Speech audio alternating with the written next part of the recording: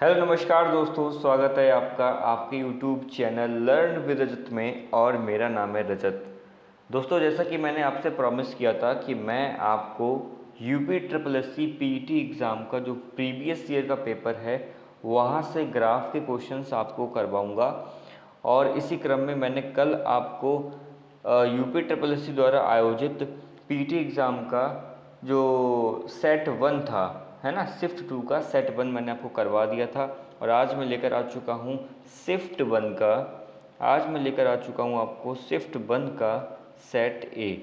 देखिएगा, यहाँ पे सेट ए हो चाहे बी चाहे सी हो, कुछ भी हो, क्वेश्चंस जो है वो सेम रहते हैं।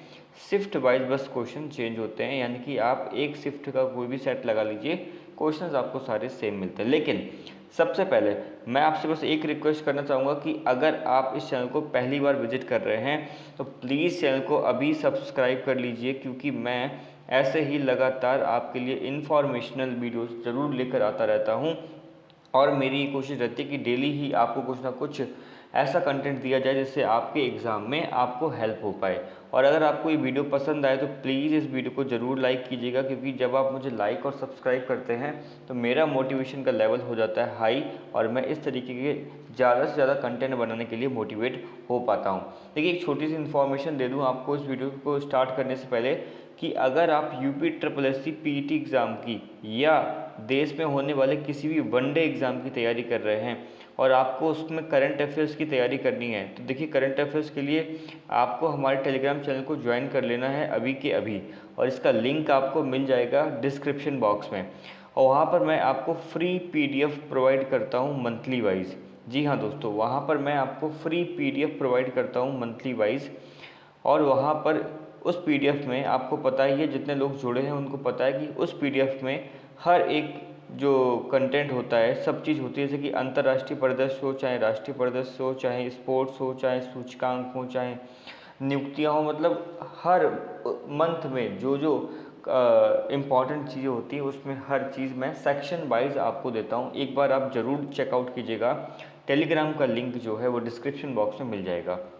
और साथ ही साथ मैंने आपको पता है कि मैथ्स की एक अलग से प्लेलिस्ट बना रखी है UP triple S C PT exam के लिए, तो वहाँ से आप मैथ्स के जो भी हैं वीडियोस वहाँ से देख सकते हैं और उनका लाभ उठा सकते हैं। यकीन मानिए, आपके मैक्सिमम क्वेश्चंस उन्हीं वीडियोस से आएंगे, क्योंकि जो भी टॉपिक्स मैंने वहाँ पर पढ़ा रखे हैं बिल्कुल जीरो से हाई लेवल तक का पढ़ा रखा है। साथ ही साथ मैंने रीजनिंग के भी एक प्लेलिस्ट बना रखी है और वहाँ पर मैंने क्लॉक और कैलेंडर चैप्टर करा रखा है, क्योंकि इन्हीं दो चैप्टर्स में हमें पढ़ने होते हैं कॉन्सेप्ट, और इन्हीं चैप्टर से लगता है लोगों को डर। तो इस डर को मैंने दूर कर दिया है, आप उस प्लेलिस्ट को भी फॉलो कर लीजिएगा।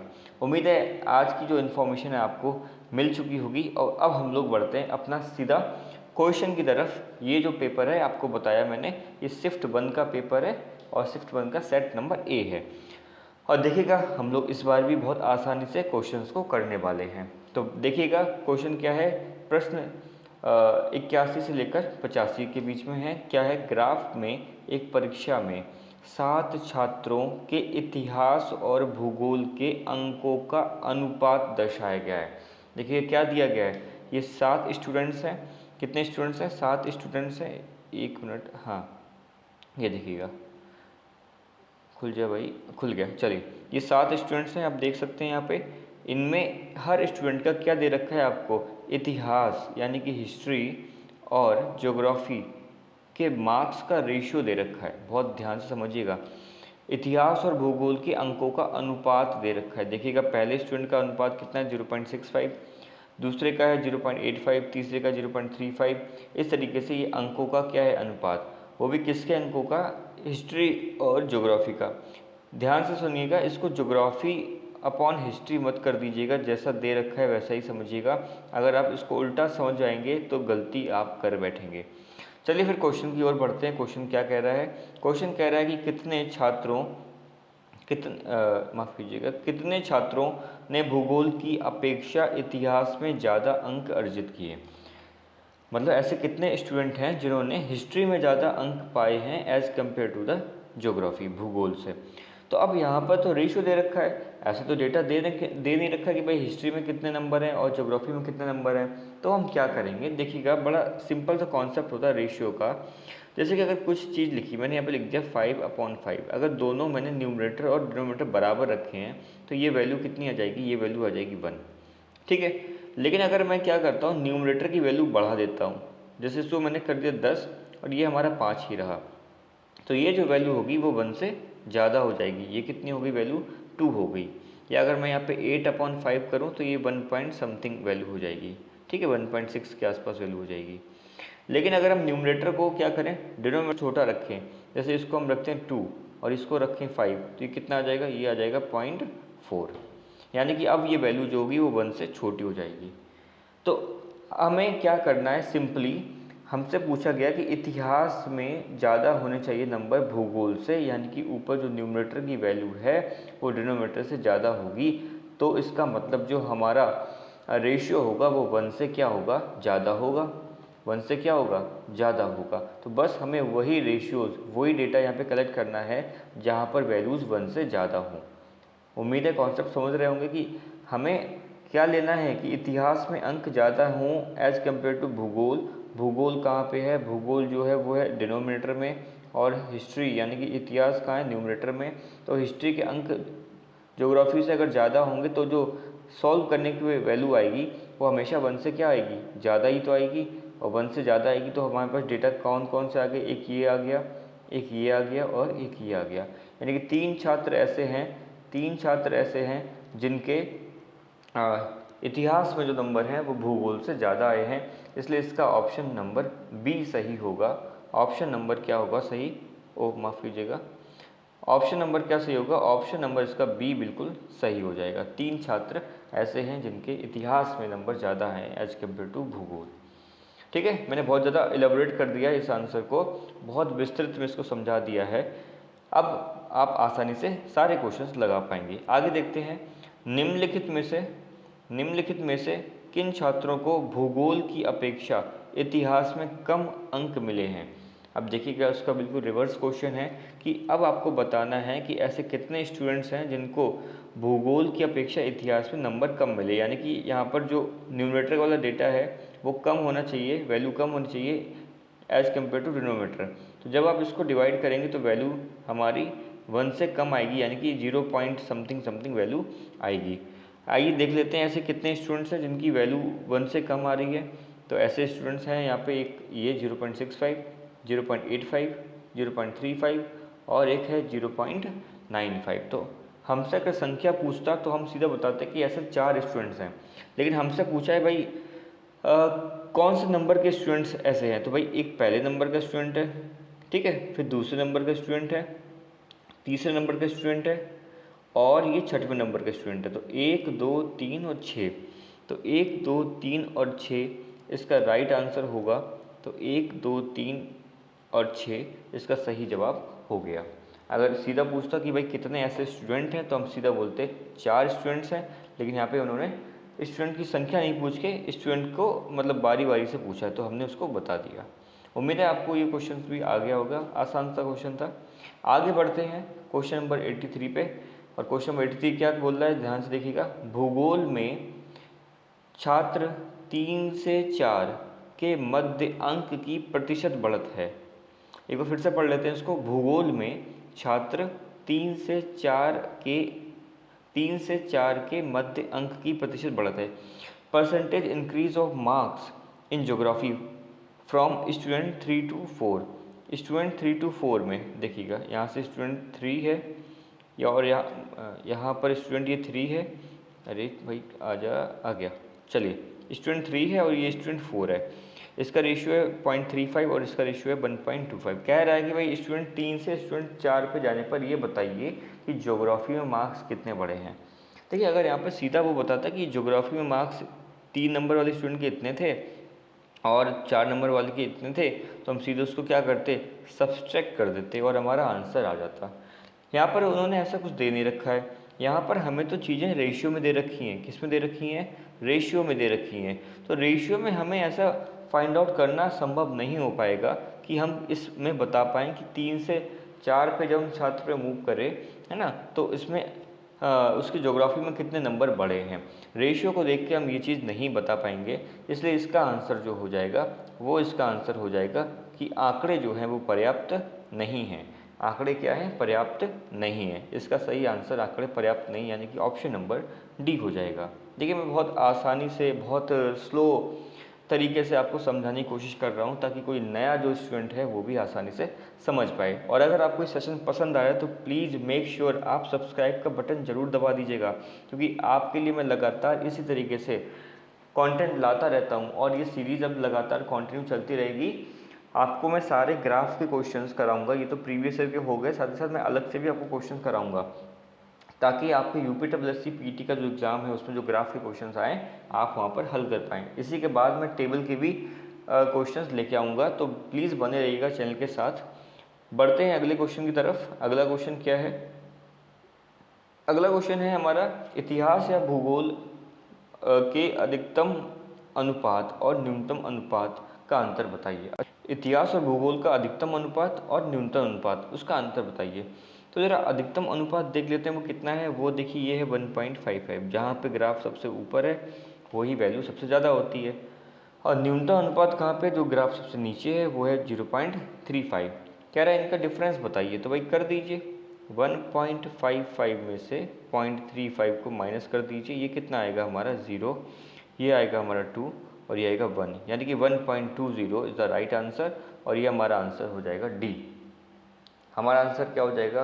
डी हो जाएगा इसका सही आंसर। देखिए कितना आसान तरीके से क्वेश्चन लगा जा रहा है ना, बिना किसी मतलब दिमाग पे जोर भी नहीं डालना पड़ रहा है। ऐसे क्वेश्चन हैं। इन 5 क्वेश्चन में एक ही क्वेश्चन ऐसा होता है जिस पर थोड़ा सा जोर डालना पड़ता है। आइए नेक्स्ट क्वेश्चन देख लेते हैं। नेक्स्ट क्वेश्चन क्या बोल रहा है? वो क्वेश्चन कह रहा है कि छात्र 4, ये वाला, ठीक है, को भूगोल में 60 अंक मिले। कितने अंक मिले इसको भाई? 60 मिले, अच्छी बात है। उसके इतिहास में अंक बताइए। अच्छा, ये बात तो हो सकती है, ये बात तो हो सकती है। कैसे हो सकती है ज़रा मैं आपको बताता हूँ। आपको क्या दे रखा है? आपको दे रखा है, यहाँ पे बता दूँ, यहाँ पे बता देता हूँ कि आपको, अरे भाई, आपको दे रखा है कि हिस्ट्री अपॉन ज्योग्राफी के नंबर, माफ़ कीजिए रेशियो, वो कितना है चौथे छात्र का? वो है 0.35। कितना है? 0.35। यहाँ आपको हिस्ट्री के नंबर बताने हैं और ज्योग्राफी के नंबर बता रहा है कितने हैं? 60 है। तो भाई ज्योग्राफी के नंबर आप रख दीजिए 60, बराबर कितना हो जाएगा? ये हो जाएगा 0.35। तो हिस्ट्री के नंबर कितने हो जाएंगे? ये जो 60 है वो इस h के साथ डिवाइड में है, तो उधर जाके क्या हो जाएगा? मल्टीप्लाई हो जाएगा, यानी कि 60 इंटू 0.35। ये कितना हो जाएगा? ये हो जाएगा 3.5 इंटू 6, यानी कि 6 पंचे 30 और 18 और 3 19 20 और 21, यानी कि ये हमारे हिस्ट्री के नंबर कितने हो जाएंगे? माफ़ कीजिए, कुछ गलती हो रही लग रहा, कुछ गलती हो रही है, 1 मिनट, कुछ गलती हो रही है। मैं दोबारा से इसको कर लेता हूँ, कहाँ पे मिस्टेक हो गई है। अरे डेटा ही गलत ले लिया, डेटा ही गलत ले लिया। ये 4th स्टूडेंट का डेटा ये रहा 1.25, है ना। तो क्या करेंगे, एक बार फिर से कर लेते हैं। हिस्ट्री अपॉन ज्योग्राफी के नंबर हैं हमारे 60, बराबर कितना रेशियो है? वो है 1.25। तो हिस्ट्री के नंबर कितने आ जाएंगे? वो आ जाएंगे 60 इंटू 1.25, यानी कि क्या कर सकते हैं, 0 का मल्टीप्लाई कर दीजिए तो 6 इंटू आ जाएगा हमारे पास 12.5, है ना। सीधा मल्टीप्लाई करेंगे तो 6 पंचे 30 और 12 छः 72 और 3 कितना हो जाता है? 75। पीछे से एक पॉइंट लगा देंगे, यानी कि 75 नंबर हो जाएंगे हिस्ट्री में उस बच्चे के। तो ऑप्शन नंबर सी इसका करेक्ट हो जाएगा, 75 मार्क्स। देखिए कितना आसान तरीके से था, लेकिन बस क्या हुआ, थोड़ा सा डेटा देखने में दिक्कत होगी। मैंने इसको देख लिया था, इस वजह से उसका जो मार्क्स था वो कम हो गया था। जबकि मार्क्स क्या होगा, आपको देखिए यहाँ पे कितना है, 1 से वैल्यू ज़्यादा है, यानी कि हिस्ट्री में नंबर ज्योग्राफी से तो ज़्यादा ही होंगे। इसी वजह से आपको कोई ऑप्शन भी नज़र नहीं आ रहा था। लेकिन हाँ, अगर आप गलती करते तो ऑप्शन नंबर ये आपको गलत करने के लिए तैयार बैठा था कि इनमें से कोई नहीं। चलिए कोई बात नहीं, ये हमारा हो गया पहला ग्राफ और बहुत आसान सा ग्राफ था। आइए बढ़ते हैं हम लोग अगले ग्राफ की तरफ, क्वेश्चन नंबर 86 से 90 के बीच में। उम्मीद है चीज़ें आपको समझ में आ रही होंगी और आपने अभी तक चैनल को सब्सक्राइब भी कर लिया होगा। आने वाले वीडियोस आप तभी लाभ उसका उठा पाएंगे जब आप चैनल को सब्सक्राइब करेंगे और बेल नोटिफिकेशन को ऑन करेंगे। और हाँ, आप यहाँ पर इस वीडियो के नीचे एक अपना कमेंट ज़रूर ड्रॉप कीजिएगा। आप कमेंट ज़रूर कीजिएगा कि आपको ये सेशन कैसा लगा। अच्छा लगा हो तो अच्छा कमेंट कीजिएगा, या आपको कुछ अगर इम्प्रूवमेंट चाहिए तो प्लीज़ ज़रूर आप मुझे कमेंट कीजिएगा। जितने भी व्यूअर्स हों आप प्लीज़ इस सेशन के नीचे ज़रूर कमेंट कीजिएगा। आइए अगला क्वेश्चन पढ़ लेते हैं। यहाँ पे क्वेश्चन क्या है, बोले ग्राफ का अध्ययन करें और निम्नलिखित प्रश्नों के उत्तर देवें। अच्छा देवे, चलिए ठीक है भाई, हम उत्तर दे देंगे, हम उत्तर दे देंगे। तो क्वेश्चन पहले समझ लेते हैं ग्राफ किस चीज़ का है। ग्राफ है हमारा कच्चे ऊन का उत्पादन, यानी कि जो रॉ वूल है ना उसका प्रोडक्शन का ग्राफ है। और जो वूल का जो प्रोडक्शन है वो किस में है, मीट्रिक टन में है। ठीक है भाई, मीट्रिक टन में है। और इधर क्या दे रखा है, नीचे नीचे दे रखे हैं आपको ईयर्स, कि 2013-14 में कितने मीट्रिक टन का उत्पादन हुआ, वो हुआ 56 मीट्रिक टन का उत्पादन। 14-15 में 51 मीट्रिक टन, है ना। इस तरीके से 2017-18 में 76 मीट्रिक टन का उत्पादन हुआ। ठीक है, हमें बेसिक आइडिया लग गया कि ग्राफ आखिर किस चीज़ का है। अब हम बढ़ते हैं सीधा क्वेश्चन की तरफ। क्वेश्चन हमारा क्या पूछ रहा है, पहला कि कच्चे ऊन के उत्पादन में, कच्चे ऊन के उत्पादन में उच्चतम वृद्धि का वर्ष कौन सा है। उच्चतम वृद्धि का वर्ष, बहुत ध्यान समझिएगा, उसने ये नहीं पूछा कि वो वर्ष ज्ञात कीजिए कि जिसमें सबसे ज़्यादा प्रोडक्शन हुआ है, सबसे ज़्यादा जिसमें उत्पादन हुआ है। अगर ऐसा पूछता तो हम सीधा आंसर लगा देते 76 वाला, यानी कि 2017-18, ये आंसर हमारा हो जाता है। लेकिन उसने सबसे ज़्यादा उत्पादन वाला वर्ष नहीं पूछा, उसने ये पूछा है कि सबसे ज़्यादा जो वृद्धि हुई है, सबसे ज़्यादा वृद्धि हुई है वो कब हुई है। तो देखिए वृद्धि कहाँ कहाँ हुई है, कौन कौन से ग्राफ में, कौन कौन से बार ग्राफ में इंक्रीमेंट हुआ। एक तो हुआ 58 से 68, एक हुआ 68 से 73, एक हुआ 53 से 65 और एक हुआ 65 से 76। क्वेश्चन पूछ रहा है सबसे ज़्यादा वृद्धि वाला वर्ष कौन सा रहा। तो जरा आइए चेक करते हैं एक बार। यहाँ पे 68 से 73 में कितना इंक्रीमेंट हुआ, 5 मीट्रिक टन का। ठीक है, यहाँ पर कितना था भाई, 58 था ना। 58 से 68 में कितना हुआ, 10 मीट्रिक टन का। 65 से 76 पे कितना हुआ भाई, 5 और 6 11 मीट्रिक टन का। और यहाँ पर 53 से 65 कितना हो जाएगा, ये हो जाएगा 12 मीट्रिक टन का। तो सबसे ज़्यादा इंक्रीमेंट यहीं पर हुआ है। तो इंक्रीमेंट हुआ है तो वो कौन से वर्ष में हुआ है, वो हुआ है वर्ष 2000, मिट गया भाई, कौन सा है ये, 2016-17, यानी कि हमारा ऑप्शन नंबर सी सही हो जाएगा। हमारा ऑप्शन नंबर सी बिल्कुल सही हो जाएगा। उम्मीद है आपको ये बात समझ में आई होगी कि एक्चुअल में क्वेश्चन ने क्या पूछा था, है ना। हमें अगर थोड़ा सा भी डाउट हो गया क्वेश्चन में समझने में तो हम क्वेश्चन को गलत कर बैठेंगे, और मैं नहीं चाहता कि आप इन टाइप के क्वेश्चंस को भी गलत करके आएँ। नेक्स्ट क्वेश्चन बढ़ते हैं हम लोग। नेक्स्ट क्वेश्चन क्या है, नेक्स्ट क्वेश्चन है हमारा, पहले 4 वर्षों के उत्पादन की तुलना में अंतिम 4 वर्षों में कच्चे ऊन का उत्पादन प्रतिशत में कितना बढ़ गया। क्वेश्चन समझिएगा कि भाई शुरुआत के जो 4 वर्ष में उत्पादन हुआ है उसकी तुलना में अंतिम 4 वर्षों में कितना उत्पादन प्रतिशत में बढ़ गया। तो पहले क्या करेंगे, इनिशियल के जो 4 ईयर हैं, इनिशियल के जो 4 ईयर हैं उसका हम उत्पादन जोड़ लेंगे। शुरुआत के जो 4 वर्ष हैं उनका उत्पादन जोड़ लेंगे, 1 2 3 4, है ना। और फिर अंतिम के 4, 1 2 3 4, अंतिम के 4 का उत्पादन जोड़ लेंगे और यहाँ से निकालेंगे कि कितनी बढ़ोतरी हुई है, और उसके बाद उसका प्रतिशत निकाल देंगे। तो आइए फिर कर लेते हैं इस क्वेश्चन को। तो इनिशियल में कितना हुआ है, इनिशियल के 4, 1 2 3 4 ये रहे, तो यानी कि यहाँ पे 56, 53, 51 और 56 को हम जैसे जोड़ते हैं तो ये कितना आएगा, ये आएगा 5 3 8, 8 1 9, 9 6 15। ठीक है, 15 की कैरी आ गई, 7 5 12, 12 और 5, 12 और 5 कितना होता है 17, 17 और 5 22, यानी कि ये हमारा 225 आ गया।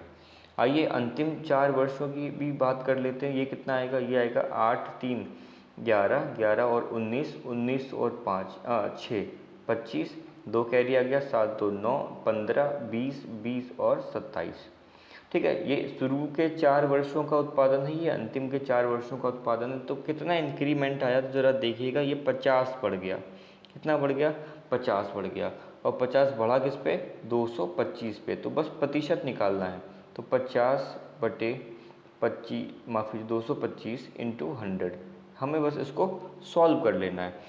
तो ये आएगा 5 ढाई, 5 चौका 20, 5 25, 5 दूनी 10, 5 नेम 45, ये आ गया हमारा 200 बटे 9, यानी कि कितना आएगा यहाँ पे 9 दूनी 18, 9 दूनी 18, 2 9 दूनी 18, यानी कि 22.2% के आसपास हमारा आंसर आना चाहिए। आइए देखते हैं कि ऐसा कुछ और आंसर हमें नज़र आ रहा है। बिल्कुल हमारे पास ऑप्शन नंबर बी जो है वो यही दे रखा है। ऑप्शन नंबर बी दे रखा है 22.2, यानी कि 87 क्वेश्चन का ऑप्शन नंबर बी सही होगा। देखिए क्वेश्चन अगर आप समझ जाते हैं फिर उसके बाद क्वेश्चन को लगाने में दिक्कत नहीं होगी, लेकिन अगर क्वेश्चन आप समझने में दिक्कत करते हैं तो आप क्वेश्चन को लगाने में भी दिक्कत करेंगे, यानी कि फिर आप सही भी लगाएंगे तब भी आपका आंसर सही नहीं आएगा। क्वेश्चन नंबर 88 की बात कर लेते हैं। भाई क्या है, 8 वर्षों के दौरान औसत उत्पादन, यानी कि जो टोटली 8 वर्षों का डेटा दे रखा है उनका औसत बताना है आपको। तो बड़ा आसान है, क्या करेंगे, सारा डेटा को ऐड कर देंगे, है ना, सबको ऐड कर देंगे। तो अभी हमने डेटा निकाला था, इनिशियल के ये 4 जोड़े तो कितना आया था, 275 आया था। अंतिम के 4 जोड़े तो कितना आया था, 225 आया था। तो इन सभी को एक बार जोड़ दो, 5 5 10, 7 2 9, 1 10, 2 2 4 1 5, यानी कि टोटल इनका सम कितना आ गया, इनका सम आ गया 500। और कितना है, ये है 8, तो अपॉन क्या कर देंगे, 8 कर देंगे, है ना। कितने ईयर्स हैं, 1 2 3 4 5 6 7 8, है ना, 8 वर्षों का डेटा दिया है। तो बस सॉल्व कर लीजिए, ये कितना आएगा, ये आ जाएगा, काट लीजिए इसको, हाँ कितना आएगा, 8 2 8 7 56 और 8 छक 48, 8 छक 48, 2 बचा 20 हो गया, 8 दूनी 16 और 8 पंजे 40, यानी कि 62.5 इसका सही आंसर होगा। आइए देखते हैं कि कोई ऑप्शन मिल रहा है। 62.5 बिल्कुल सही है। 88 का ऑप्शन नंबर बी हो जाएगा। एमटी का मतलब देखिए मीट्रिक टन है, क्योंकि आपको क्वेश्चन में भी दे रखा है कि मीट्रिक टन में जो डेटा है वो दिया गया है। हालांकि उसकी इतनी ज़रूरत पड़ती नहीं है, चाहे वो किलोग्राम में क्यों ना हो, हमें तो डिजिट से हमारा काम चल जाता है। फटाफट से आगे के कितने क्वेश्चन रह गए भाई, 2 क्वेश्चन रह गए, उनको भी कर लेते हैं। अभी तक चैनल को सब्सक्राइब नहीं किया तो प्लीज़ सब्सक्राइब जरूर कीजिएगा, ताकि ऐसे मैं आपके लिए वीडियोस लगातार लाता रहूं और आप उसका लाभ उठाते रहें। और टेलीग्राम चैनल को भी ज्वाइन करना मत भूलिएगा, क्योंकि वहाँ पर मैं फ्री में आपको करंट अफेयर्स की PDF डालता रहता हूँ। अभी तक मैंने आपको वहाँ पर अप्रैल, है ना, अप्रैल, मई और जून मंथ की करंट अफेयर जो है प्रोवाइड कर दी है। मैं लगातार आगे जुलाई, अगस्त और सितंबर की करंट अफेयर लगातार डालने वाला हूं, ताकि जो आपका अक्टूबर में पीटी का एग्ज़ाम हो रहा है उसके लिए आपकी करंट अफेयर का जो सेशन है बिल्कुल 6 महीनों का अच्छे से तैयार हो जाए, ठीक है। क्योंकि 6 महीने से ज़्यादा मुझे नहीं लगता कि आपसे करंट अफेयर पूछेगा। क्वेश्चन नंबर 89, क्वेश्चन नंबर 89, एक मिनट, हाँ, क्वेश्चन नंबर 89 की बात कर लेते हैं। उत्पादन में पिछले वर्ष की तुलना में अधिकतम प्रतिशत घटत किस वर्ष रही। उत्पादन में पिछले वर्ष की तुलना में, है ना, पिछले वर्ष की तुलना में जो अधिकतम प्रतिशत घटत है वो किस वर्ष रही है, यानी कि आपको पिछले ईयर से कंपेयर करना है कि किस वर्ष में सबसे ज़्यादा डिक्रीमेंट हुआ है। तो आइए देख लेते हैं भाई कहाँ कहाँ डिक्रीज़ हो रहा है हमारा ग्राफ। पहले तो ये समझना पड़ेगा कहाँ कहाँ हमारा ग्राफ जो है वो डिक्रीज़ कर रहा है। तो आइए देखते हैं कहाँ कहाँ ग्राफ डिक्रीज़ हो रहा है। एक तो ग्राफ यहाँ डिक्रीज़ हो रहा है, और कहाँ डिक्रीज़ हो रहा है, एक तो ग्राफ यहाँ पर डिक्रीज़ हो रहा है, बहुत हैवी ग्राफ डिक्रीज़ हो रहा है। तो इन्हीं 2 जगह पे डिक्रीज़ हो रहा है। हमें डिक्रीज़ का क्या निकालना है, परसेंटेज निकालना है। तो यहाँ पे कितना बन जाएगा ज़रा एक बार चेक कीजिए। यहाँ पे अगर हम बात करें तो यहाँ पे आएगा 5 का अंतर, 5/56 इंटू 100 निकालेंगे तो परसेंटेज आ जाएगा, ठीक है। यहाँ से परसेंटेज आप निकाल लीजिएगा। और लेकिन यहाँ पे अगर हम बात करें तो कितने का अंतर आ रहा है, तो यहाँ पे आ रहा है कुल हमें लग रहा है 18 का अंतर, क्योंकि अगर इसमें हम 8 जोड़ेंगे तो कितना हो जाएगा 66, हाँ बिल्कुल 18 का अंतर आ रहा है। 18 का अंतर अपॉन 76 इंटू 100। तो देखिए 18 का जो ये अंतर है ये ज़्यादा अंतर है एज़ कम्पेयर टू 5 के अंतर से। तो यहाँ पे जब परसेंटेज निकालेंगे वो डेटा भी ज़्यादा आएगा, इसलिए हमारा ऑप्शन क्या हो जाएगा, हमारा ऑप्शन हो जाएगा सबसे ज़्यादा डिक्रीमेंट कहाँ पे हुआ, ये डिक्रीमेंट हुआ 2018-19 में। कह रहा है कि पिछले वर्ष की तुलना में, तो पिछले वर्ष की तुलना में सबसे डिक्रीमेंट यही तो हुआ है 2018-19 में। तो आपका आंसर क्या हो जाएगा 2018-19, यानी कि ऑप्शन नंबर हमारा ए यहाँ पे सही हो जाएगा, ठीक है। लास्ट क्वेश्चन इस सेशन का क्या है, क्वेश्चन इस सेशन का लास्ट क्वेश्चन है। लास्ट क्वेश्चन क्या कह रहा है ज़रा ध्यान से देखेंगे। 2014-15 में कच्चे ऊन का उत्पादन 2019-20 के उत्पादन का कितना था। 2014-15 में कच्चे ऊन का जो उत्पादन था वो 2019-20 के उत्पादन का कितना था। ठीक है भाई, देख लेते हैं 2014-15 में उत्पादन कितना था। 2014-15 में उत्पादन था, कहाँ गया, ये रहा, 51 रहा। ठीक है, अपॉन 2019-20 से कंपेयर करा रहा है तो 2019-20 में कितना है, वो रहा 68। बस इसको हमें सॉल्व करना है। क्या करना है, इसको सॉल्व करना है। देखिए किससे कटेगा, 3 से नहीं जाएगा, है ना, ये थोड़ा सा लंबा जाएगा, ये जाएगा। देखिए 17 × 51, 17 चौको 68 आ गया। 17 × 51, 17 चौको 68, यानी कि 3/4 इसका सही आंसर होगा। 3/4 इसका सही आंसर होगा। और ये आंसर कहाँ पे दिखने को मिल रहा है, ये ऑप्शन नंबर डी हमारा जो है वो सही है, 3/4। और अगर इसी क्वेश्चन में आपसे प्रतिशत भी पूछ लेता तो क्या कर देंगे, इंटू 100 कर देंगे। ये आ जाएगा हमारा 25, तो 25 × 75% हो जाएगा। ठीक है, उत्पादन। उम्मीद है आपको ये सेशन पसंद आया होगा। बहुत ही सरल भाषा में, बहुत ही आसान तरीके से मैंने आपको समझाने की कोशिश की है।